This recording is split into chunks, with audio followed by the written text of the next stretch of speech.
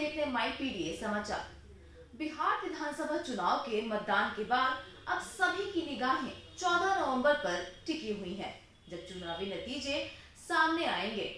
इस चरण में कई दिग्गजों की प्रतिष्ठा दांव पर है, जिनमें केंद्रीय मंत्री जीतन राम मांझी का नाम सबसे ऊपर है। जी हाँ, बिहार विधानसभा चुनाव के दूसरे चरण में हिंदुस्तानी अवाम मोर्चा हम के लिए दांव सबसे बड़ा रहा।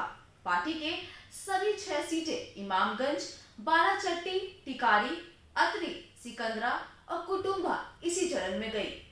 इनमें से 5 सीटों पर हम का सीधा मुकाबला राजद से है। केंद्रीय मंत्री जीतन राम मांझी ने अपनी पार्टी के लिए पूरा जोर लगा रखा है।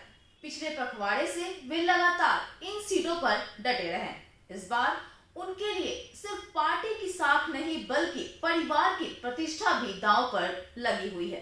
तो चलिए इस वीडियो में हम आपको ये पूरा विश्लेषण सिलसिलेवार तरीके से समझाते हैं। दरअसल मांझी परिवार की परंपरागत सीट इमामगंज से उनकी बहू दीपा मांझी मैदान में है। ये वही सीट है जहां से मांझी खुद विधायक रह चुके हैं। दीपा मांझी का मुकाबला इस बार राजद की ऋतुप्रिया चौधरी से है। वहीं बाराचट्टी सीट पर मांझी की समधिन ज्योति देवी हम सेकुलर से चुनाव लड़ रही हैं। उनके खिलाफ राजद ने भगवती देवी की पोती तनुश्री मांझी को उतारा है। मुकाबला बेहद ही दिलचस्प है। एक तरफ मांझी परिवार की प्रतिष्ठा तो दूसरी ओर युवा चेहरे की चुनौती है। तो वहीं सिकंदरा सीट पर भी समीकरण खास है। यहाँ हम के प्रफुल्ल मांझी को महागठबंधन में फूट का फायदा मिल सकता है, क्योंकि राजद के उदय नारायण चौधरी और कांग्रेस के विनय चौधरी दोनों मैदान में हैं।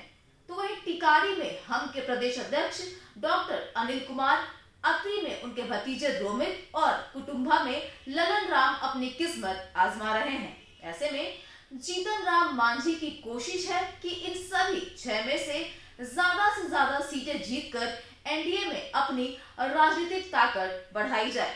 दिलचस्प यह है कि एनडीए ने उपेंद्र कुशवाहा को भी 6 सीटें दी हैं, जिसमें दोनों दलों के बीच एक अप्रत्यक्ष रेस भी देखने को मिल रही है। ऐसे में अब देखना यह होगा कि मांझी परिवार की साख और हम की रणनीति बिहार की सियासी जंग में कितनी कामयाब होती है।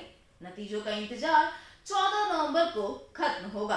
अब 14 नवंबर को आने वाले नतीजे ही तय करेंगे कि जीतन राम मांझी का यह राजनीतिक दांव कितना सफल रहा।